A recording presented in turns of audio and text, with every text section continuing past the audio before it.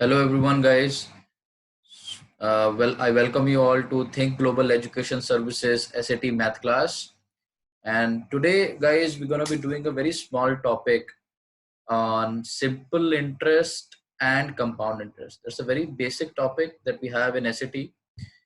So let's start. So first we'll do simple interest, understand a couple of examples on it, and then we'll talk about compound interest. What are the variations in the compound interest that we have?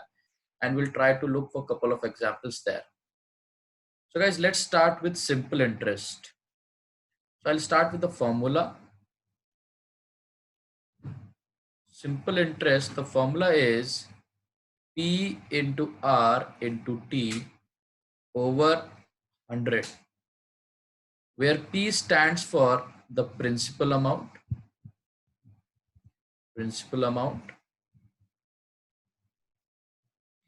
R stands for the rate of interest per annum. Now guys, per annum means per year. So generally in the questions of simple interest, the rate is always provided to me in per annum, and time, T stands for time, and generally it's in years. So it's a very basic formula that we have here. Is the only catch that you have in this formula is that your rate and time should be in the same units. So as I told you, generally the rate is given to me per annum. Per annum actually means per year. So if I have the rate in year, I should ensure that my time should also be in years. And suppose if the rate is given to me in months, or sorry, if my time is given to me in months, so I have to convert my rate also in months. So that's the only point. So, or you can always convert if the time is time is given to you in months, you can always convert it into years. So the point that I'm trying to make here is that rate and time should be in the same units. Rate is in year, make sure your time is in years. Time is in months, you can always convert the rate into months. So that's totally your call, but make sure they both have to be in the same units. That's the only thing you need to worry about.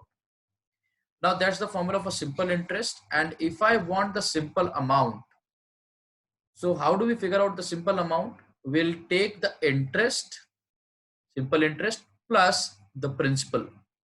So I will add the principal to the interest and I'll get the simple amount. So these are the two very basic formulas that you have to understand in your simple interest.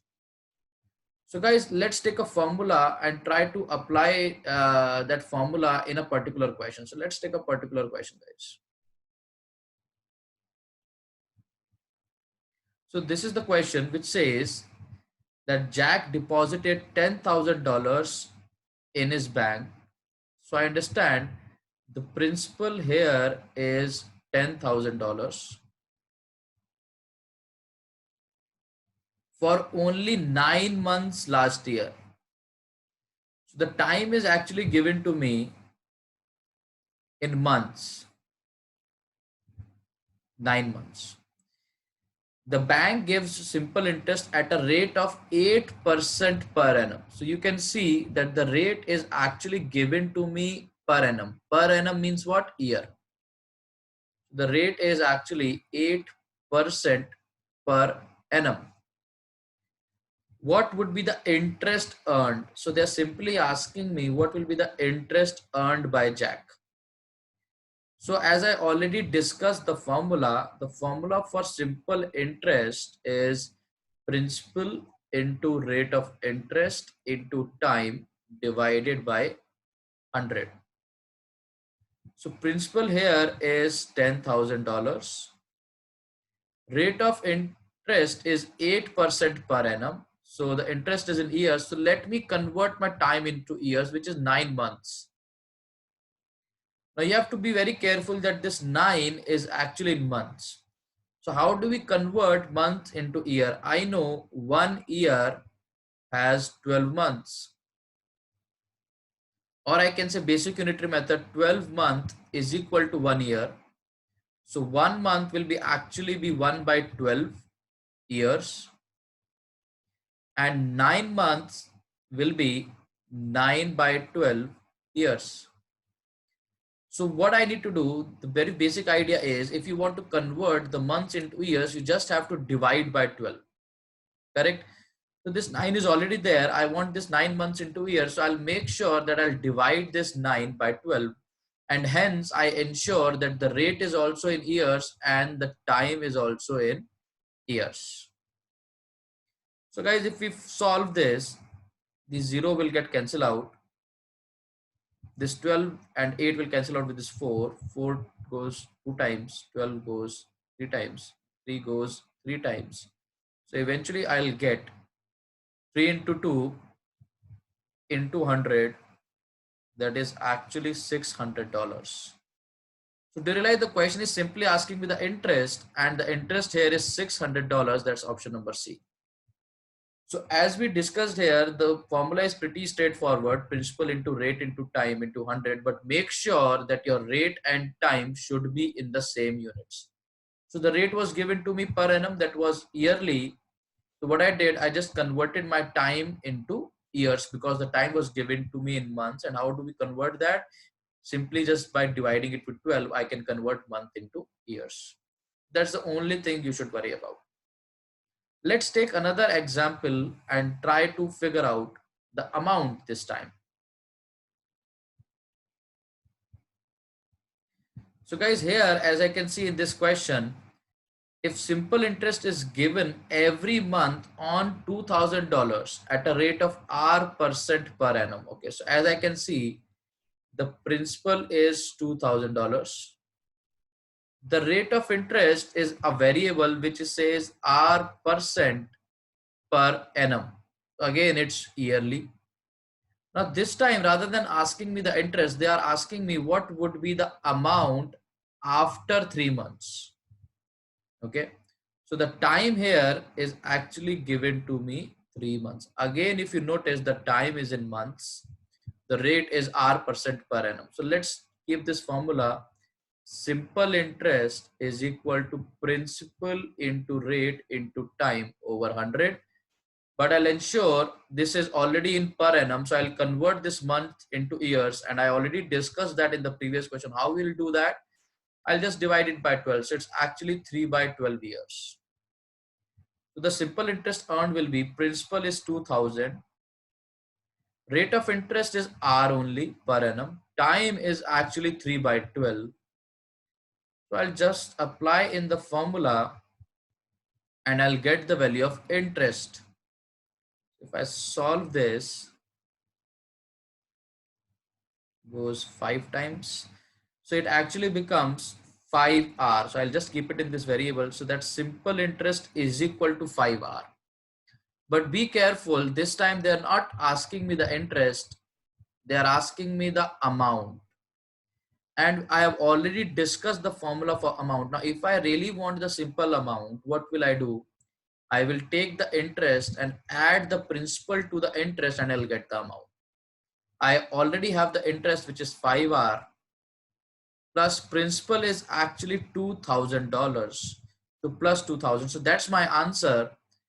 But again, when I look at the options, I realize that no option is actually matching what I get. But as I can clearly analyze, A cannot be my answer because it's 5R plus 2000. B cannot be my answer. And in C and D, I realized that they tried taking 2000 common. Okay, so I have 2000 in my answer also. So let me try to take 2000 common from this expression. So this expression will actually become 5R over 2000 plus 1. So if I take 2000 common, I will realize 5 over 2000 is nothing but 0.0025 R plus 1. And now when I look at this, it clearly matches option number C. So that has to be my answer. So sometimes guys, the options actually does not match your answers, but you have to be smart enough, look at the options and try to relate your answers with the option. And the point of this question is, this time they are not asking me the simple interest. You realize if you would have seen that 5R is already there in the options, so you might end up making a mistake and quickly mark 5R as your answer and end up in a trap. So be careful, they are not asking me the interest, They're asking me the amount this time. So I have to solve for the amount, which is simple interest plus the principal.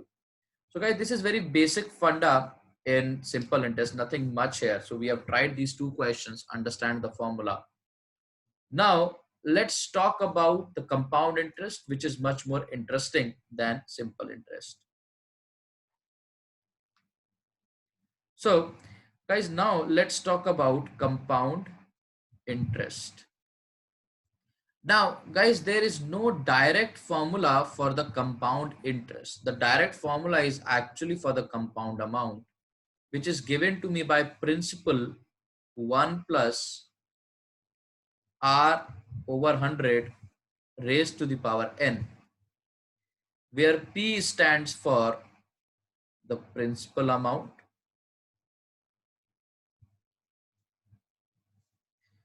r stands for same way rate of interest, and n stands for time period. Now guys, this is the formula for compound amount. Now in this case, if you really want the interest, what you'll do, you'll take the compound amount, subtract the principal from the compound amount, and you'll get the compound interest. So as I told you, there is no direct formula for the interest. You have to figure out the compound amount. The formula is given here, and you will subtract the principal from the amount to get the interest this time. Now the important point here is the compound interest can actually be compounded in 4 different ways. It can be compounded annually, that means every year. It can be compounded semi-annually. Semi-annually means every 6 months or twice in a year. It can be compounded quarterly, that is every 3 months, or I can say there are 4 quarters. So after, it will be compounded 4 times. There are 4 quarters in a year. Every 3 months makes a quarter. Or it can be compounded every month, or I can say monthly. So these are the 4 ways in which an compound interest can be compounded, and the formula for all these 4 situations will be different. Now the only thing that you should worry here is, if the interest is compounded annually, your rate and time, that is n, or I can say time period, should both be in years. If it is compounded semi-annually, your rate and time should be both in semi-annually periods. Similarly, if it's compounded quarterly, your rate and time both will be in quarters. And if it's compounded monthly, your rate and time both will be in months. So the point here is, whichever way it is compounded, your rate and time period should be according to that. So let's try to relate all the formulas, all the different formulas with an example. So we'll take this question, which is actually asking me the 4 formulas: compounding annually, semi-annually, monthly, and quarterly. So let's understand all the 4 formulas by using this particular question. So here they say that the principal is $1,000. Okay, so P is $1,000. Person A took a loan of $1,000 at an annual interest rate of R%, annual rate of interest. So that means R is per annum. It's in years. So that's one thing mentioned to me. That rate is actually R% per annum. That's annually, every year. Then they are asking me for the following: find the amount to be paid after n years if the amount is compounded annually, semi-annually, monthly, and quarterly. So the time is also given to me in years, n years. So let's take all these 4 scenarios and try to understand the variation. The first is compounding annually. If it is compounding annually, as I told you, if it is compounding annually, The rate will be in years and the time will also be in years, which is already mentioned. So here, if I take the formula for compound amount, it will be principal, that is 1000, 1 plus rate of interest is already R, which is there in years. And the time is also given to me in years, so nothing to change. It will still be R and N, because if it's compounding annually, both have to be in years, which is already there, so nothing to change. But you have to be really careful if I say it is compounding semi-annually. If it is compounding semi-annually, principal will still be 1000, 1 plus. Now, you see, the rate also have to be in semi-annually periods. Now, the rate for the entire year is R, or I can say the rate for entire 12 months is R. For 1 month, it will be R by 12. I need semi-annually, that means I need the rate for 6 months. Semi-annually means half year. Half year means 6 months. So in case of 6 months, it will be 6R by 12, that is R by 2. So I can directly apply this as R by 2. So be careful to change your rate and time every single time you see whether it's compounding annually, semi-annually, quarterly, or monthly. So for semi-annually, the compound amount will be 1000, 1 plus rate will become R by 2. Now time also, you see here N is years. That's in years, but I want the time into semi-annually period. So I know that in 1 year, how many 6 months are there? In 1 year, there are 2 6 months. So the time will be twice. So it will not be N, the time period will be 2N, because in 1 year, there are 2 6 months periods. So the time will also be in semi-annually periods and the rate will also be in semi-annually periods. So basically R is divided by 2, the time is multiplied by 2. Now, similarly, when we go for the third scenario, that is compounding monthly, compounding monthly. Now, in this case, compound amount, the formula will transform. Principal is 1000, 1 plus. Now, again, the rate will be in months. So again, I know for 12 months, the rate is R. For 1 month, the rate will be R by 12. So here the rate will actually be divided by R by 12. So this is the rate in this case, because the rate also have to be in months and the time should also be in months. So in 1 year, I know there are 12 months. So in N years, there will be 12 N months. So the time is also actually in months, because I know in 1 year, there are 12 months. So in N years, I'll just multiply the time with 12. So the time will be multiplied by 12 and rate will be divided by 12. So as you can see, both time and rate will be in monthly. So similarly, if I go for the fourth type, which says compounding quarterly. So here also compound amount will become 1000, 1 plus. Now the rate have to be in quarters. Quarters means 3 months. Every 3 months makes a quarter. Again, if I say it for 12 months, the rate is R. For 1 month, the rate will be R by 12. For 3 months, the rate will be 3R by 12. So basically, which is 1 by 4R. So in this case, the rate will be divided by 4. And again, time has to be in quarters. So in 1 year, there are 4 quarters.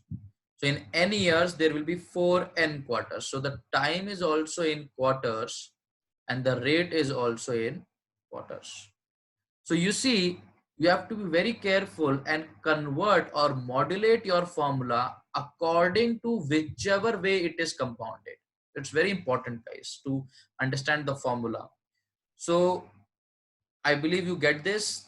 Annually, nothing will change. Semi-annually, rate will be divided by 2, time will be multiplied by 2. Monthly, rate will be divided by 12, time will be multiplied by 12. Quarterly, rate will be divided by 4, time will be multiplied by 4. So you have to keep this in mind. You have to change both rate and time according to whichever way it is compounded. So these are the 4 variations in the formula. Now, guys, moving forward, let's take one more example and try to relate with the formula. Now, guys, here in this question, a certain investment grows at an average rate of 8%. Now, understand this, it's an annual interest rate. So the rate is given to me per annum, but how the money is being compounded, it's compounding quarterly. So that's you have to take care of. Now, the initial deposit was $10. That means the principal is $10. And the expression 10x raised to the power 40 is used to find the value in account after t years. So let's go for value in account after t years, and then we'll compare it with the expression.